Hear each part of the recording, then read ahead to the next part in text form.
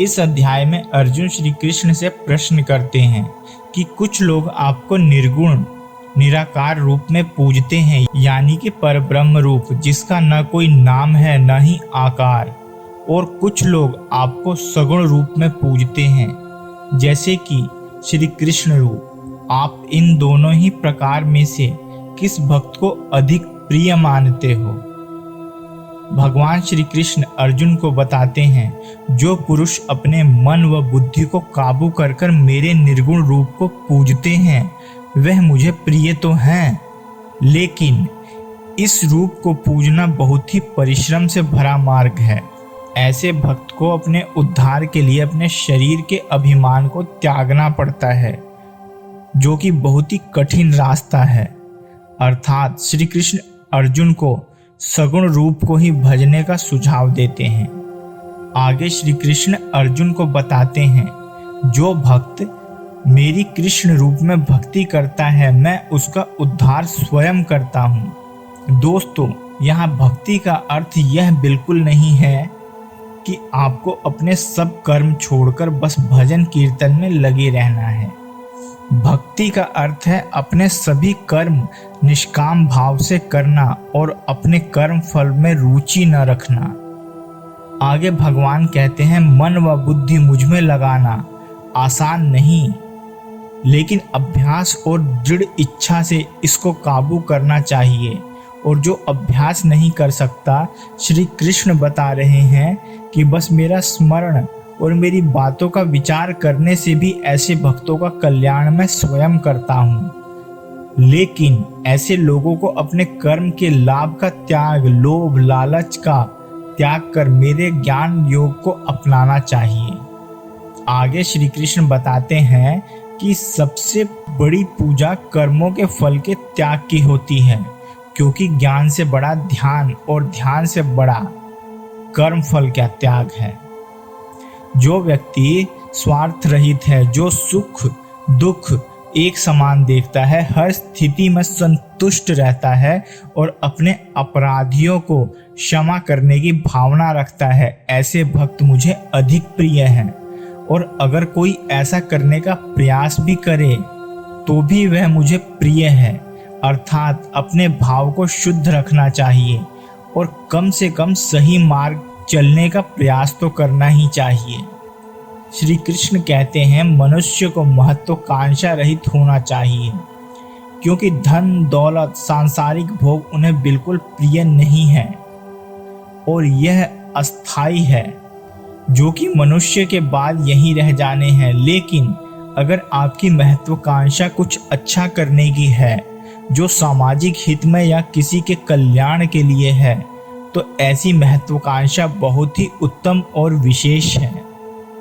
जब हमारी निंदा होती है तो हम बहुत ही शोक में डूब जाते हैं और बहुत ही क्रोध में आ जाते हैं, लेकिन जो भगवान के दिए ज्ञान को समझ लेता है वह अपनी निंदा और अपनी प्रशंसा दोनों को ही एक समान रूप से देखता है और निरंतर अपने कर्म में लगा रहता है और अहंकार, लोभ, लालच जैसे विकारों से दूर रहता है। तो दोस्तों, अब हम चलते हैं कुरुक्षेत्र की रणभूमि में और सुनते हैं अध्याय 12 भक्ति योग। अर्जुन ने पूछा, जो आपकी सेवा में सदैव तत्पर रहते हैं या जो अव्यक्त निर्विशेष ब्रह्म की पूजा करते हैं, इन दोनों में से किसे अधिक पूर्ण माना जाए? भगवान ने कहा, जो लोग अपने मन को मेरे साकार रूप में एकाग्र करते हैं और अत्यंत श्रद्धा पूर्वक मेरी पूजा करने में सदैव लगे रहते हैं, वे मेरे द्वारा परम सिद्ध माने जाते हैं। लेकिन जो लोग अपनी इंद्रियों को वश में करके तथा सबों के प्रति संभाव रखकर परम सत्य की निराकार कल्पना के अंतर्गत उस अव्यक्त की पूरी तरह से पूजा करते हैं, जो इंद्रियों की अनुभूति से परे है, सर्वव्यापी है, अकल्पनीय है, अपरिवर्तनीय है, अचल तथा ध्रुव है, वे समस्त लोगों के कल्याण में संलग्न रहकर अंततः मुझे प्राप्त करते हैं। जिन लोगों के मन परमेश्वर के अव्यक्त निराकार स्वरूप के प्रति आसक्त है, उनके लिए प्रगति कर पाना अत्यंत कष्टप्रद है। देहधारियों के लिए उस क्षेत्र में प्रगति कर पाना सदैव दुष्कर होता है। जो अपने सारे कार्यों को मुझे अर्पित करके तथा अविचलित भाव से मेरी भक्ति करते हुए मेरी पूजा करते हैं और अपने चित्तों को मुझ पर स्थिर करके निरंतर मेरा ध्यान करते हैं, उनके लिए हे पार्थ, मैं जन्म मृत्यु के सागर से शीघ्र उद्धार करने वाला हूँ। मुझ भगवान में अपने चित्त को स्थिर करो और अपनी सारी बुद्धि मुझ में लगाओ। इस प्रकार तुम निसंदेह मुझ में सदैव वास करोगे। हे अर्जुन, हे धनंजय, यदि तुम अपने चित्त को अविचलित भाव से मुझ पर स्थिर नहीं कर सकते तो तुम भक्ति योग के विधि विधानों का पालन करो। इस प्रकार तुम मुझे प्राप्त करने की चाह उत्पन्न करो। यदि तुम भक्ति योग के विधि विधानों का भी अभ्यास नहीं कर सकते तो मेरे लिए कर्म करने का प्रयत्न करो, क्योंकि मेरे लिए कर्म करने से तुम पूर्ण अवस्था को प्राप्त होगे। किंतु यदि तुम मेरे इस भावनामृत में कर्म करने में असमर्थ हो तो तुम अपने कर्म के समस्त फलों को त्याग कर कर्म करने का तथा आत्मस्थित होने का प्रयत्न करो।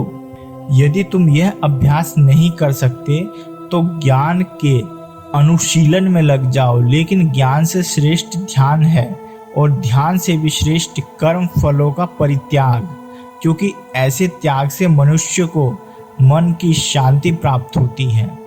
भूत मात्र के प्रति जो द्वेष रहित है तथा सबका मित्र तथा करुणावान है, जो ममता और अहंकार से रहित है, सुख और दुख में सम और क्षमावान है, जो संयतात्मा दृढ़ निश्चयी योगी तथा संतुष्ट है, जो अपने मन और बुद्धि को मुझ में अर्पण किए हुए है, जो ऐसा मेरा भक्त है वह मुझे प्रिय है, जिससे किसी को कष्ट नहीं पहुंचता तथा जो अन्य किसी के द्वारा विचलित नहीं किया जाता, जो सुख दुख में भय तथा चिंता में संभाव रहता है, वह मुझे अत्यंत प्रिय है। ऐसा मेरा भक्त जो सामान्य कार्यकलापों पर आश्रित नहीं है, जो शुद्ध है, दक्ष है, चिंता रहित है, समस्त कष्टों से रहित है और किसी फल के लिए प्रयत्नशील नहीं रहता, मुझे अतिशय प्रिय है।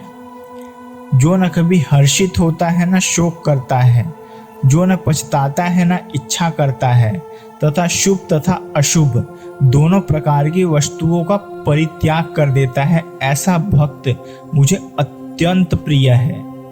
जो मित्र तथा शत्रुओं के लिए समान है, जो मान तथा अपमान, शीत तथा गर्मी, सुख तथा दुख, यश तथा अपयश में संभाव रखता है, जो दूषित संगति से सदैव मुक्त रहता है, जो सदैव मौन और किसी भी वस्तु से संतुष्ट रहता है, जो किसी प्रकार के घर बार की परवाह नहीं करता, जो ज्ञान में दृढ़ और जो भक्ति में संलग्न है, ऐसा पुरुष मुझे अत्यंत प्रिय है।